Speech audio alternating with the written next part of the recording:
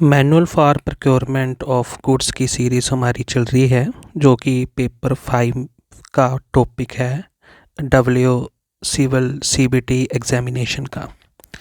तो हमने part 2 complete कर लिया था। पार्ट 3 करने से पहले पार्ट 2 का एक बार क्विक रिकैप कर लेते हैं। जो भी प्रोजेक्ट्स हैं जो फंडेड किए जाते हैं वर्ल्ड बैंक के द्वारा, एशियन डेवलपमेंट बैंक के द्वारा या अदर फंडिंग एजेंसी के द्वारा, तो उस केस में जो उनका एग्रीमेंट होगा जो कि मिनिस्ट्री ऑफ फाइनेंस के द्वारा अप्रूव किया गया है, उसमें स्टिपुलेट होगा कि कौन से प्रोक्योरमेंट रूल्स लगेंगे। क्या वो इंडिया और स्टेट के गवर्नमेंट प्रोक्योरमेंट जो प्रोसीजर है वो फॉलो होंगे, या फिर इंटरनेशनल फंडिंग एजेंसी के जो स्पेसिफिक प्रोक्योरमेंट प्रोसीजर हैं वो फॉलो होंगे। लेकिन इसमें एक एक्सेप्शन है। अगर प्रोजेक्ट फंडेड किया जा रहा है ना आईपीएफ के द्वारा, इन्वेस्टमेंट प्रोजेक्ट फाइनेंसिंग के द्वारा, या फिर इस तरह के सिमिलर इंस्ट्रूमेंट के द्वारा, तो उस केस में आईएफए यानी कि इंटरनेशनल फंडिंग एजेंसी के जो स्पेशल प्रोक्योरमेंट प्रोसीजर हैं वो फॉलो किया जाएगा अंडर रूल 264 ऑफ जीएफआर 2017। इसके अलावा अगर कोई प्रोजेक्ट फाइनेंस किया जा रहा है इंस्ट्रूमेंट लाइक, जैसे कि एक वर्ल्ड बैंक का इंस्ट्रूमेंट है P4R यानी कि प्रोग्राम फॉर रिजल्ट्स, और दूसरा इंस्ट्रूमेंट है RBL रिजल्ट बेस्ड लैंडिंग जो कि एशियन डेवलपमेंट बैंक का इंस्ट्रूमेंट है। तो अगर कोई प्रोजेक्ट इस टाइप के इंस्ट्रूमेंट से फंड किया जा रहा है, यानी कि P4R प्रोग्राम फॉर रिजल्ट या फिर RBL रिजल्ट बेस्ड लैंडिंग जैसे इंस्ट्रूमेंट के साथ फंडिंग किया जा रहा है, तो उस केस में जो उनके लीगल एग्रीमेंट में जो भी गाइडलाइंस लिखी होंगी प्रोक्योरमेंट के रिगार्डिंग वो फॉलो की जाएंगी। फिर हमने कैटेगरी ऑफ प्रोक्योरमेंट के बारे में देखा कि 3 टाइप की कैटेगरी हैं प्रोक्योरमेंट की, गुड्स की, सर्विसेज की और वर्क्स की। जो सर्विसेज की कैटेगरी हैं वो फर्दर 2 भागों में बांटी गई हैं, कंसल्टेंसी सर्विसेज और नॉन कंसल्टेंसी सर्विसेज। जो कंसल्टेंसी सर्विसेज हैं उनमें इंटेलेक्चुअल इनपुट की नीड होती है, एक्सपर्टीज़ की नीड होती है, बौद्धिक क्षमता की नीड होती है। ये एक बार में ही दी जाती है, यानी कि नॉन रेपिटेटिव नेचर की होती है, नॉन रूटीन नेचर की होती है। क्योंकि ये एडवाइस है, कंसल्टेंसी एडवाइस है, तो वो अनकाउंटेबल नाउन है, तो उसे मेज़र नहीं किया जा सकता। तो इसलिए कंसल्टेंसी सर्विसेज जो हैं वो नॉन मेजरेबल हैं, और जीएफआर के रूल 177 से 196 तक इसका विवरण है। अब आते हैं नॉन कंसल्टेंसी सर्विस के बारे में। इसमें कोई भी इंटेलेक्चुअल इनपुट एक्सपर्टीज़ की ज़रूरत नहीं होती है। ये रिपीटेटिव जो टाइप के वर्क्स होते हैं सारे नॉन कंसल्टेंसी सर्विस में आते हैं, रूटीन टाइप के वर्क भी इसमें आते हैं। इन वर्क्स को मेज़र किया जा सकता है। जीएफआर में रूल 197 से 206 तक नॉन कंसल्टेंसी सर्विसेज का जिक्र है। क्या होगा कि अगर किसी पर्टिकुलर कैटेगरी को चूज़ करना मुश्किल हो जाए, यानी कि ये जो कैटेगरी आपस में इस तरह से ओवरलैप हो जाएं कि इनमें डिस्टिंग्विश करना डिफ़िकल्ट हो जाए, तो उस केस में ऑफिशियल अपनी जजमेंट का यूज़ करेगा और जो भी कैटेगरी प्रीडोमिनेंट नेचर की होगी उस कैटेगरी के रूल्स जो हैं वो अप्लाई होंगे। इसमें मैंने सोलर प्लांट इंस्टॉलेशन वाला एग्जांपल दिया था कि सोलर प्लांट्स गुड्स है, इंस्टॉलेशन जो है वो क्या है, वो वर्क है। तो अगर इंस्टॉलेशन जो सब्जेक्ट है वो प्रीडोमिनेंट कैटेगरी है तो फिर वर्क्स के रूल्स लागू होंगे। अगर सोलर प्लांट जो है वो प्रीडोमिनेंट कैटेगरी है तो फिर गुड्स के जो मैनुअल ऑफ गुड्स के जो रूल्स हैं वो लागू होंगे। लेकिन क्या होगा कि अगर डिस्टिंग्विश हो ही ना पाए, यानी कि ये ओवरलैप तो हो रहे हैं लेकिन इनके बीच में ब्लर्ड बॉर्डर है, ग्रे एरिया है, यानी कि फाइंड ही नहीं हो पा रहा कि कौन सी कैटेगरी प्रीडोमिनेंट नेचर की है। तो उस केस में ये सीक्वेंस फॉलो होगी। गुड्स के रूल्स नंबर 1 उसे प्रेफरेंस दी जाएगी, वर्क्स के रूल दूसरे नंबर पे और सर्विस के रूल तीसरे नंबर पे।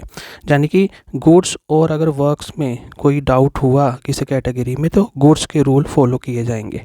ऐसे ही गुड्स और सर्विसेज के बीच में अगर कोई डाउट हुआ तो गुड्स के रूल फॉलो किए जाएंगे। वर्क्स और सर्विसेज के बीच में कोई डाउट हुआ तो वर्क्स के रूल्स फॉलो किए जाएंगे, और वर्क्स और गुड्स के बीच में कोई डाउट हुआ तो गुड्स के रूल्स फॉलो किए जाएंगे। तो ये जो सीक्वेंस है वो याद रखनी है। ये आगे पॉइंट वेरी वेरी इंपॉर्टेंट है कि अगर कंसल्टेंसी सर्विसेज और नॉन कंसल्टेंसी सर्विसेज के बीच में डाउट हुआ कि ये सर्विस कौन सी है यही नहीं पता लग रहा है, तो उस केस में manual of non consultancy services के रूल्स फॉलो किए जाएंगे। ये वेरी वेरी इंपॉर्टेंट है, ये कभी भूल भी सकते हैं। आगे बात की गई है कंपोजिट कॉन्ट्रैक्ट्स की। तो कंपोजिट कॉन्ट्रैक्ट होते हैं जिनमें सारे के सारे एलिमेंट मिक्स होते हैं, गुड्स वर्क सर्विसेज सारा कुछ मिक्सअप है। तो इसमें कौन से रूल फॉलो होंगे, तो इसमें हमने देखना है कि प्राइमरी इंटेंशन क्या है। अगर primary intention purchase of goods है और जो सर्विसेज हैं उसके साथ वो इंसिडेंटल नेचर की हैं, तो जो प्राइमरी इंटेंशन होगा उसके रूल फॉलो होंगे। कोई भी अथॉरिटी है जो कॉम्पिटेंट है एडमिनिस्ट्रेटिव मतलब अप्रूवल के लिए, वो डेलीगेशन ऑफ फाइनेंशियल पावर्स 2024 में दिया गया है, उसके अकॉर्डिंग जो है वो मैनेज होगा। ईच प्रोक्योरिंग एंटिटी जो है वो अपनी SOWP जारी कर सकती है, यानी कि शेड्यूल ऑफ प्रोक्योरिंग मतलब पावर्स। इसमें क्या होगा कि कौन सैंक्शन इशू करेगा, कौन साइन करेगा एग्रीमेंट पे, कौन बिड एक्सेप्ट करेगा, SOWP शेड्यूल ऑफ जो प्रोक्योरमेंट जो पावर्स हैं उसमें सारा कुछ होगा, और ये प्रोक्योरिंग एंटिटी इशू कर सकती है। जितने भी जो प्रोक्योरिंग मैटर्स हैं, क्योंकि इसमें फाइनेंशियल ऑब्लिगेशन इन्वॉल्व है, तो इसमें फाइनेंशियल एडवाइज़र या इंटरनल फाइनेंस डिवीज़न की कनकरेंस लेना ज़रूरी है। फिर हमने किए थे 5R जो प्रिंसिपल है कि बेसिक एम जो है हर एक मतलब प्रोक्योरमेंट में वो है right balance between the cost quality and utility, जिसे वैल्यू फॉर मनी भी कहते हैं। राइट शब्द का अर्थ इधर ऑप्टिमल बैलेंस है ना कि परफेक्ट है। 5R न प्रिंसिपल में right quality, right quantity, right price, right time and place and right source शामिल हैं। राइट क्वालिटी की बात करते हैं। क्वालिटी उतनी होनी चाहिए जितनी हमें चाहिए, नीड फॉर फिट। क्वालिटी अगर ज़्यादा होगी तो प्राइस ज़्यादा बढ़ जाएगा बेफालतू का, और अगर क्वालिटी कम हुई तो हमारा पर्पस सोल्व नहीं होगा। तो क्वालिटी उतनी चाहिए जितनी हमें ज़रूरत है। राइट क्वांटिटी भी उतनी चाहिए जितनी हमें नीड है। अगर क्वांटिटी ज़्यादा होगी तो फिर स्टोरेज करना उसे मुश्किल होगा, स्टोरेज का कॉस्ट भी हमें पड़ेगा, और अगर क्वांटिटी कम हुई तो हमारा फिर पर्पस सोल्व नहीं होगा, हमें बार बार टेंडर लगाना पड़ेगा, उसकी फ्रीक्वेंसी ज़्यादा होगी, टाइम वेस्ट होगा। तो जितनी क्वांटिटी चाहिए उतनी ही प्रोक्योरमेंट करनी है। आ गया राइट प्राइस। जितना प्राइस मतलब नीड है उसी की ही प्रोक्योरमेंट करनी है। कोई महंगी मतलब प्राइस वाली प्रोक्योरमेंट नहीं करेंगे, इससे मनी की वेस्टेज होगी। अगर कम प्राइस में कोई चीज़ खरीदने हैं तो उसमें ये भी हो सकता है कि उसकी क्वालिटी सब स्टैंडर्ड हो, क्वालिटी गिर भी सकती है।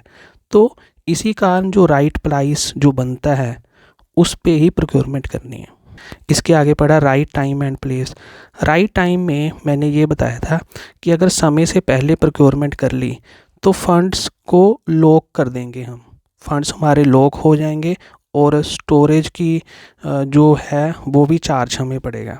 और अगर हम टाइम के बाद प्रोक्योरमेंट करते हैं तो उस केस में हमारा पर्पस ही सॉल्व नहीं होगा। तो इसमें मैंने यूनिफॉर्म वाली एग्जांपल दी थी। तो जो प्रोक्योरमेंट है वो राइट टाइम पे करनी है। इसके आगे है राइट सोर्स। राइट सोर्स का मतलब है कि वो वाला सोर्स जो फाइनेंशियल और टेक्निकल दोनों रूप से कैपेबल हो मतलब प्रोक्योरमेंट को आपकी देने के लिए। इसका जो पास्ट रिकॉर्ड है, पास्ट परफॉर्मेंस है, वो भी चेक करनी चाहिए। अगर आपको कोई क्वांटिटी स्मॉल रूप में मतलब चाहिए तो उसके लिए लार्जर मैन्युफैक्चरर के पास जाना उपयुक्त नहीं होगा। इसी प्रकार से अगर आपको बल्क में कोई सामान चाहिए तो वो रिटेलर या इंटरमीडिएट से ख़रीदना ज़रूरी नहीं होगा। लार्ज अमाउंट में सामान चाहिए तो लार्जर मैन्युफैक्चरर के पास जाओ, स्मॉल अमाउंट में चाहिए तो रिटेलर और इंटरमीडिएट के पास जाओ। तो यही कहा गया राइट सोर्स में। आगे कहा गया कि जो प्राइस अकेला है वो वैल्यू फॉर मनी को डिफाइन नहीं करता है। वैल्यू फॉर मनी तो होता है right balance between the cost, quality and utility. Quality should be match with the utility. फिर हमने TCO, टोटल कॉस्ट ऑपरेशन के बारे में पढ़ा कि इसमें टोटल कॉस्ट आता है एक्वायरिंग से लेके ऑपरेशन तक, मेंटेनेंस तक और डिस्पोजल तक। वैल्यू फॉर मनी को हम कैसे अचीव कर सकते हैं? हम अपनी नीड को, ऑप्टिमल नीड को डिस्क्राइब करें, जितनी चाहिए उतनी नीड को डिस्क्राइब करें, वाइडेस्ट कंपटीशन करवाएं और सूटेबल टेंडर सिस्टम का इस्तेमाल करें। जो प्रोफेशनलिज्म जो प्रिंसिपल है वो इंश्योर करता है इकोनॉमी, एफिशिएंसी, इफ़ेक्टिवनेस और integrity in the procurement process. Wasteful, dilatory, improper जो प्रैक्टिसेस हैं जो कि कोड ऑफ इंटीग्रिटी को वायलेट करती हैं, उन्हें अवॉइड करना चाहिए और कोड ऑफ इंटीग्रिटी को फॉलो करना है। ब्रॉडर ऑब्लिगेशन प्रिंसिपल में हमने देखा कि ट्रांसपेरेंसी और जो प्रोफेशनलिज्म है उसको तो फॉलो करना ही करना है।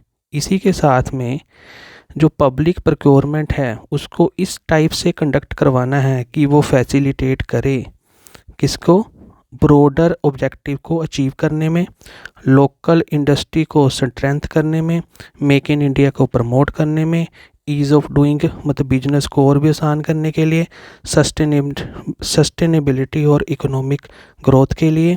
ये जो रिजर्वेशन ऑफ जो प्रोक्योरमेंट है ना, वो GFR के रूल 153 में इसका मेंशन किया गया है कि लोकल प्रोक्योरमेंट को हमें सपोर्ट करना है जिससे लोकल रोज़गार बढ़ सके। फिर हमने GFR का 144 का सब क्लोज मतलब 11 देखा था, रिस्ट्रिक्शन फ्रॉम द बिडिंग, कि नेशनल सिक्योरिटी के हित में या जिसके साथ हमारे देश के टाइज अच्छे नहीं है तो उन बिडर्स को हम अपने इधर प्रोक्योरमेंट में रिस्ट्रिक्ट कर सकते हैं, बैन कर सकते हैं। हमें प्रोक्योरमेंट करते समय एनर्जी कंजर्वेशन मतलब इन्वायरमेंट को ध्यान में रखना है। जो पर्सन्स विद डिसेबिलिटी है उन्हें असेसिबिलिटी देनी है। ये तो था broader function, broader obligation principle. तो ये रिवाइज करने के बाद अब हम करते हैं part number 3, manual for procurement of goods का।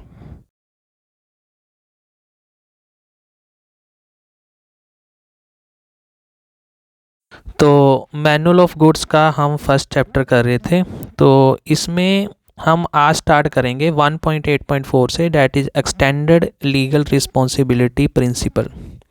Procuring authorities in the government are not only required to follow the mercantile or the commercial law as the private sector does, but must also fulfill additional legal obligation arising from their status as a part of the state under Constitution of India। ये जो procuring authorities हैं government की, इनको केवल commercial law या mercantile law को ही follow नहीं करना होता जो कि अन्य जो प्राइवेट सेक्टर भी करते हैं। इनको इनके अलावा जो एडिशनल लीगल ऑब्लिगेशन हैं जो कॉन्स्टिट्यूशन ऑफ इंडिया का पार्ट है उन्हें भी फॉलो करना होता है। Public procurement is considered as a state function under the article 12 of the Constitution. Hence, court can review procurement decision not only on the contractual ground but also on the principle of fairness, equality, and protection of fundamental rights. That is Article 14 of the Constitution, that is equality before law.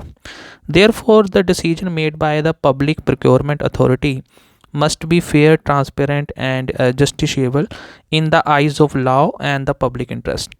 In addition, procuring authority are bound by the various governed law, that is Right to Information Act 2005, that is Prevention of Corruption Act 1988, Central Vigilance Commission guidelines।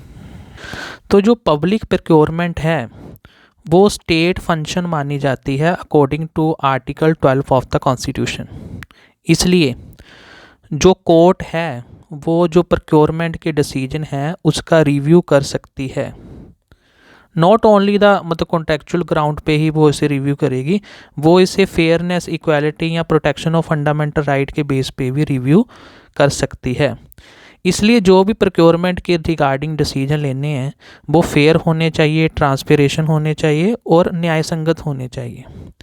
इसके अलावा ये जो procuring authority है ये government के law को भी इन्हें फॉलो करना होता है, जैसे राइट टू इंफॉर्मेशन एक्ट है 2005 उसको भी फॉलो करना है। इसके अलावा प्रिवेंशन ऑफ जो करप्शन एक्ट है 1988 का उसको फॉलो करना है, या सेंट्रल विजिलेंस कमीशन की जो गाइडलाइंस हैं उनको भी इन्हें फॉलो करना होता है। तो ऊपर पैराग्राफ में हमने ये पढ़ा कि जो प्रोक्योरिंग जो मतलब अथॉरिटी है वो स्टेट फंक्शन है और वो आर्टिकल 12 के अधीन है। उसे बाकी जो प्राइवेट फर्मों में होता है प्रोक्योरमेंट के दौरान वो लॉ तो फॉलो करना ही है, इसके साथ साथ जो कॉन्स्टिट्यूशन में लॉ दिए गए हैं उन्हें भी फॉलो करना है। फॉर एग्जांपल, अगर कोई गवर्नमेंट डिपार्टमेंट ने किसी बिडर को रिजेक्ट कर दिया विदाउट अ वैलिड रीज़न या ट्रांसपेरेंसी, तो कोर्ट इस मामले को स्ट्राइक डाउन कर सकता है कि इसने जो प्रिंसिपल है फेयरनेस का और इक्वालिटी का, डैट इज़ आर्टिकल 14, इसे वायलेट किया है। नेक्स्ट है public accountability principle. Procuring authority are accountable not only internally within department but also externally to various statutory और ओवरसाइट बॉडीज़। जो प्रोक्योरिंग अथॉरिटी है वो केवल इंटरनल डिपार्टमेंट में ही जिम्मेवार नहीं है, वो एक्सटर्नली भी जो स्टैट्यूटरी बॉडी हैं या ओवरसाइट बॉडी हैं उनके लिए भी जिम्मेवार है। यानी कि जो एक्सटर्नल बॉडी हैं जैसे कि सेंट्रल विजिलेंस कमीशन है, ये इंश्योर करती है कि जो प्रोक्योरिंग हुई है उसमें विजिलेंस को इंश्योर किया गया या इंटीग्रिटी को इंश्योर किया गया। जैसे comptroller and auditor general of India CAG है, वो फाइनेंशियल जो प्रॉपराइटी है या ऑडिट की मतलब कंप्लाइज करने को इंश्योर करती है। जैसे सीबीआई है, अगर कोई करप्शन में कोई सस्पेक्ट है या कोई क्रिमिनल मिसकंडक्ट है उसे वो सस्पेक्ट करती है। तो प्रोक्योरिंग जो अथॉरिटी है वो इन अथॉरिटीज़ के प्रति भी रिस्पॉन्सिबल है। अकॉर्डिंग टू रूल 144 का सब क्लोज जो 8 है जनरल फाइनेंशियल रूल 2017 का, वो ये बताता है at each stage of the procurement process from identifying the need to fulfilling it, the procuring authority must clearly record the reasons and consideration behind every decision। कि कोई भी प्रोक्योरमेंट प्रोसेस है शुरू से लेके अंत तक जो भी डिसीजन उसमें लिए गए हैं उन प्रत्येक डिसीजन के साथ जो उसका रीज़न है या कंसीडरेशन है उसे रिकॉर्ड करना ज़रूरी है। इन जो रिकॉर्ड हैं इसमें शो होना चाहिए कि why a particular method of procurement was chosen, why a specific supplier or contractor was selected, how the price was determined to be reasonable, what steps were taken to ensure fairness, transparency and value of money. 1.9 है standards of financial propriety. Public procurement, like other government expenditure, must follow the certain ethical and financial standard known as canon of financial propriety। जैसे कि other expenditure होते हैं government के उसमें vigilance रखी जाती है, एथिकल्स फॉलो करने पड़ते हैं, फाइनेंशियल स्टैंड को फॉलो करना पड़ता है, वैसे ही जो पब्लिक जो प्रोक्योरमेंट है उसमें भी गवर्नमेंट का एक्सपेंडिचर होता है तो उसमें भी जो फाइनेंशियल जो स्टैंडर्ड्स हैं, इथिकल स्टैंडर्ड्स हैं उसको फॉलो करना होता है। हर एक ऑफिसर है जो एक्सपेंडिचर को इनकर कर रहा है फ्रॉम द पब्लिक मनी, उससे हाई स्टैंडर्ड ऑफ फाइनेंशियल जो प्रॉपराइटी है उसे मेंटेन करना होगा। उसे इंश्योर करना होगा कि जो फाइनेंशियल ऑर्डर है, इकोनॉमी है और जो फाइनेंशियल रूल्स हैं उनका अच्छे से कंप्लायंस किया गया है। जीएफआर का रूल 21 भी यही बोलता है कि हर एक ऑफिसर को इतनी प्रूडेंस रखनी चाहिए सेम लेवल की जितनी कि वो अपनी जो मनी होती है उसे खर्च करने में करता है। जो एक्सपेंडिचर है वो ज़रूरत से ज़्यादा नहीं होना चाहिए। किसी भी अथॉरिटी को अपने खुद के बेनिफिट के लिए एक्सपेंडिचर को सैंक्शन नहीं करना चाहिए। किसी पर्टिकुलर क्लास या किसी पर्टिकुलर इंडिविजुअल के लिए एक्सपेंडिचर सैंक्शन नहीं करना चाहिए, एक्सेप्ट अगर कोर्ट ने ये मतलब किया है या फिर कोई पॉलिसी के तहत ये करना आवश्यक है, उसे छोड़ के। ये सारा कुछ रूल 21 ऑफ GFR में भी इसका जिक्र किया गया है। नेक्स्ट है प्रोक्योरमेंट पॉलिसी डिवीज़न, PPD। ये जो प्रोक्योरमेंट पॉलिसी डिवीज़न है, ये डिपार्टमेंट ऑफ एक्सपेंडिचर जो डिपार्टमेंट है मिनिस्ट्री ऑफ फाइनेंस का, उसके अंडर फंक्शन करती है। ये क्रिएट की गई थी to encourage uniformity and harmonization in the public procurement across all central government ministry department.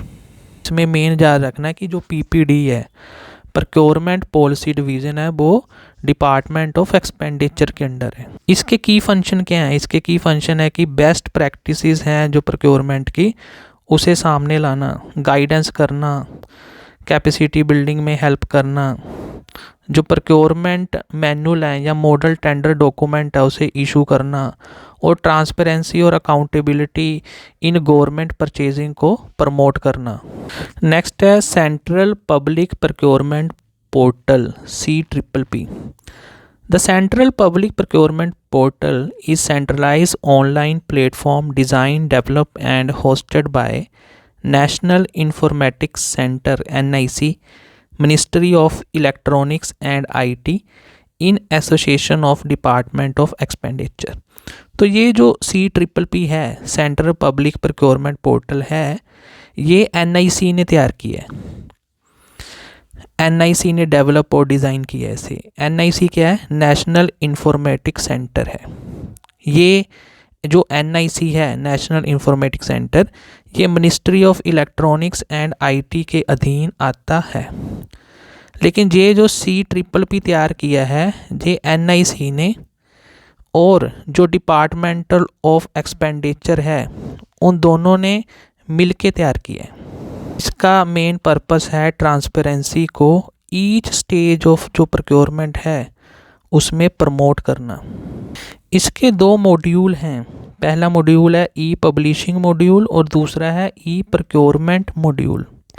जो E-पब्लिशिंग मॉड्यूल है उसमें टेंडर नोटिस पब्लिश किए जाते हैं, बिड डॉक्यूमेंट पब्लिश किए जाते हैं, कोई कोरिजेंडम है उसे पब्लिश किया जाता है, या कॉन्ट्रैक्ट अवार्ड को पब्लिश किया जाता है।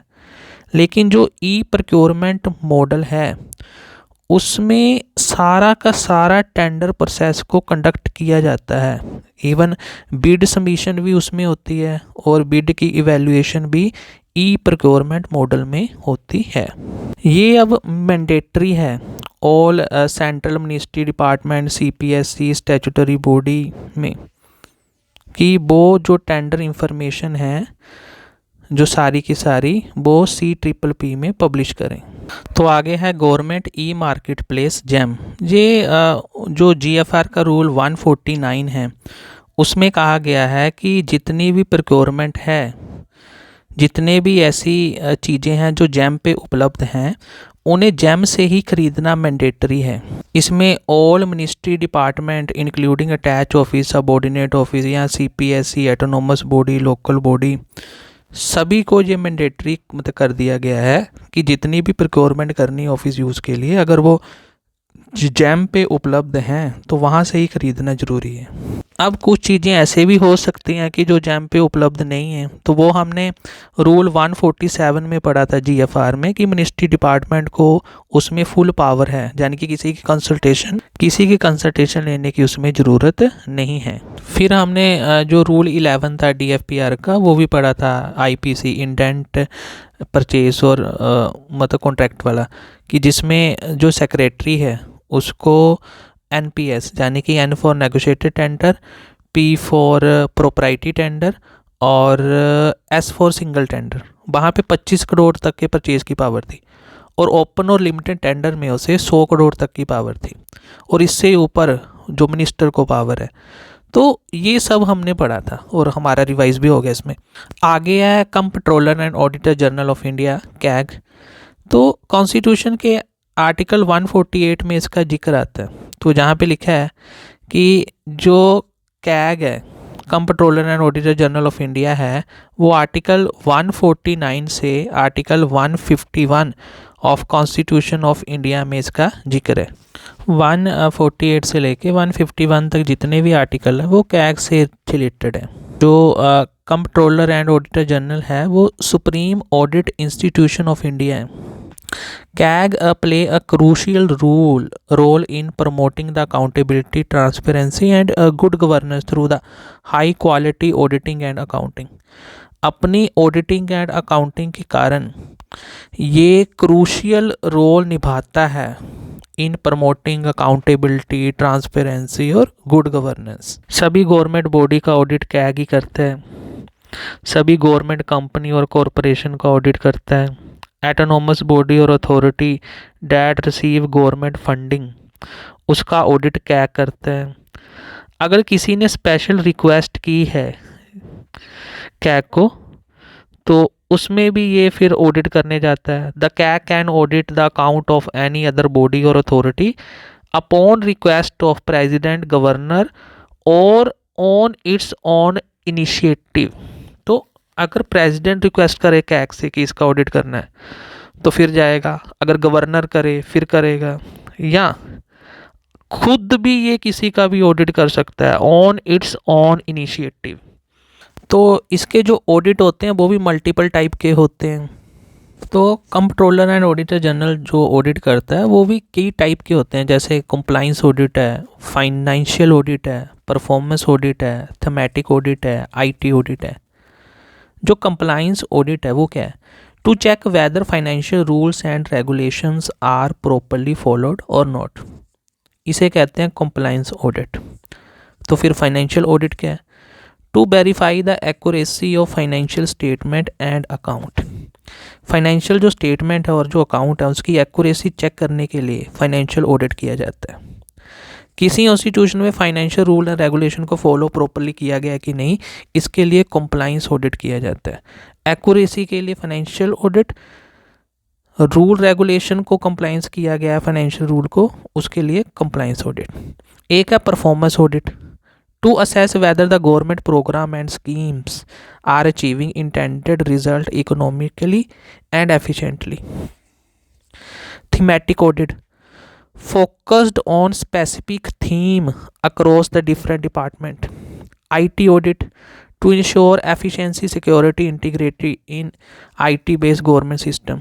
तो इतने टाइप के जो ऑडिट है वो किए जाते हैं। थीमेटिक ऑडिट किसी स्पेसिफिक थीम का ऑडिट होता है।